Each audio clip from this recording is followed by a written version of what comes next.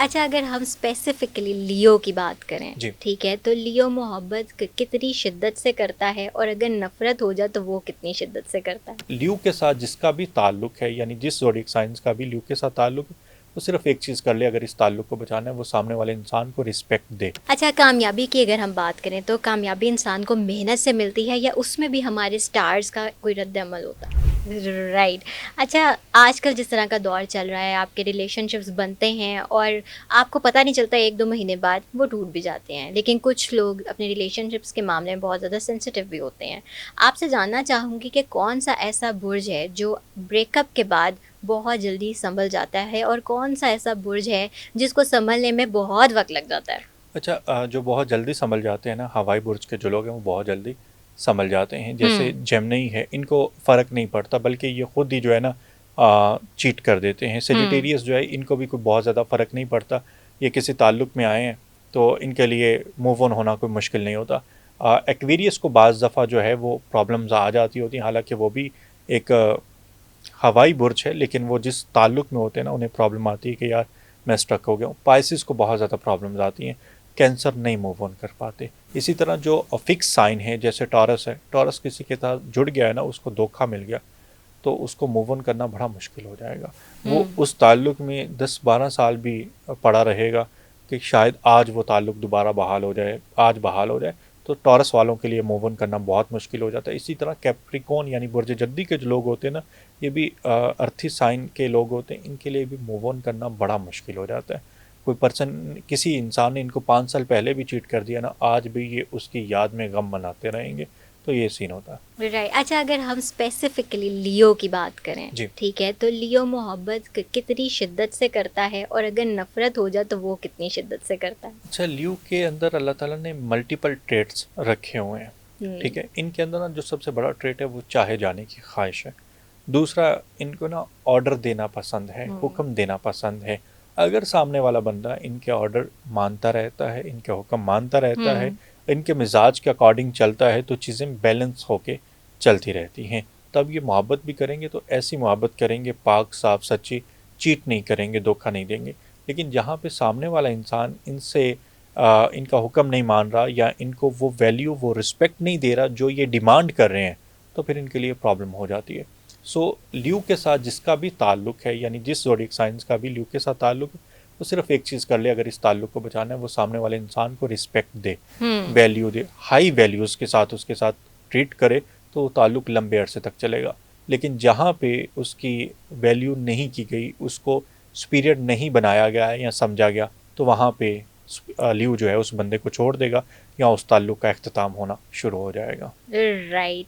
अच्छा, कामयाबी की अगर हम बात करें तो कामयाबी इंसान को मेहनत से मिलती है, या उसमें भी हमारे स्टार्स का कोई रद्द-अमल होता है? देखें, बाज़ लोग साला साल मेहनत करते हैं, लेकिन हम्म। उन्हें कामयाबी नहीं मिलती। लेकिन बाज़ लोग थोड़े अरसे में ही कामयाब हो जाते हैं। हम्म। अब जो लोग भी 8 नंबर के साथ रूल करते हैं, उनकी ज़िंदगी में देखा गया है कि उन्हें कामयाबी देर के साथ मिलती है। या जो लोग हफ्ते के दिन पैदा होते हैं, यानी सैटरडे के रोज़ पैदा होते हैं, इस धरती पे कोई भी इंसान है जो हफ्ते के दिन पैदा हुआ है और उसका नंबर 8 के साथ लिंक बन रहा है, उसकी डेट ऑफ बर्थ में कहीं पे भी नंबर 8 मौजूद है, तो उसकी लाइफ में सारी उम्र स्ट्रगल रहेगी। ख़ास तौर पे 40 के बाद जाके उसे कामयाबी मिलती है। जबकि बाकी कुछ नंबर हैं, जैसे लकी नंबर 3 के लोग हैं, हम्म। या सेजिटेरियस हैं, इन्हें कामयाबी बहुत जल्दी मिल जाती है। तो ये आपका जो प्लैनेट्स होते हैं, या आपके नंबर होते हैं, या जिस दिन आप पैदा होते हैं, दिन का भी हमारी ज़ात के ऊपर बहुत ज़्यादा इम्पेक्ट रहता है। इसी तरह नंबर्स हमारी ज़ात के ऊपर बहुत ज़्यादा इम्पेक्ट क्रिएट कर रहे होते हैं, क्योंकि इनकी एनर्जी होती है, वाइब्रेशंस होती हैं। वो वाइब्रेशंस, वो एनर्जी हमें पुश कर रही होती हैं कामयाबी के लिए या नाकामी के लिए। सो ये नंबर या स्टार्स बहुत ज़्यादा रोल प्ले करते हैं हमारी कामयाबी या नाकामी के बारे में। राइट। अच्छा, आखिर में मैं आपसे एक सवाल करना चाहूँगी, बीइंग एन एस्ट्रोलॉजर, अपनी ज़िंदगी में जब हम कोई फ़ैसला लेने लगते हैं तो एस्ट्रोलॉजी का इस्तेमाल या ज़ाइचों का इस्तेमाल हमें किस तरीके से करना चाहिए? अगर ज़िंदगी में आपने कोई भी अहम फ़ैसला करना है, हुँ, या किसी नए स्टार्टअप का आगाज़ करना है, तो एक तो आप कोशिश करें कि जिस तारीख़ को आप पैदा हुए हैं ना, उस तारीख़ के अकॉर्डिंग कोई मुफ़रत नंबर निकालें। मसलन 5 तारीख़ को आप पैदा हुए हैं, हुँ, तो हुँ, आप फ़ैसला करना है 5 तारीख़ को करें, 14 तारीख़ को करें, या 23 तारीख़ को करें। लेकिन ये तारीखें अगर चाँद की पहली 15 तारीखों के दौरान आ रही हैं, हम्म। तो इस दौरान आप जब भी फैसला करेंगे आपको उस फैसले में कामयाबी ज़रूर मिलेगी। चंद एक औकात ऐसे होते हैं जो नहस होते हैं, जैसे कमर दर अकरब, ये एक महीने में 2.5 दिन के लिए वक्त आता है जो नहस वक्त होता है।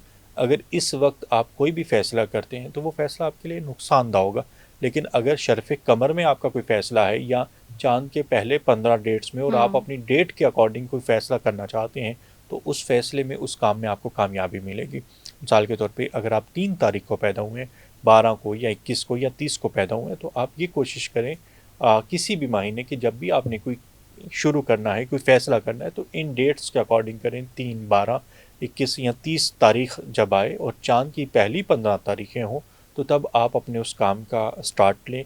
ट्रैवल करना है करियर के हवाले हम्म। से या कुछ भी करना है, कुछ नया स्टार्टअप करना है, तो इन डेट्स के ऊपर करें तो कामयाबी मिलती है। लेकिन बाज़ दफ़ा हमें नहीं पता चलता कि कुछ नेगेटिव टाइम पीरियड चल रहा होता है, उस टाइम पीरियड पे अगर काम किया जाए ना, तो फिर लाइफ में प्रॉब्लम्स सारी उम्र चलती हैं। जैसे अभी चांद ग्रहण और सूरज हम्म। ग्रहण के दौरान का वक्त है, बहुत सारे लोगों ने सोचा होगा कि हम कोई अपना ऑनलाइन काम इस दौरानिए में शुरू करेंगे।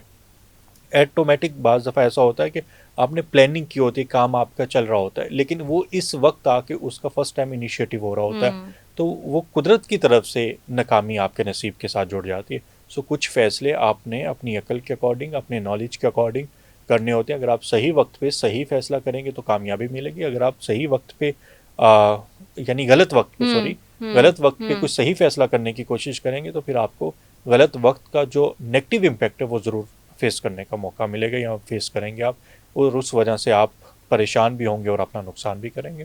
जी। राइट है।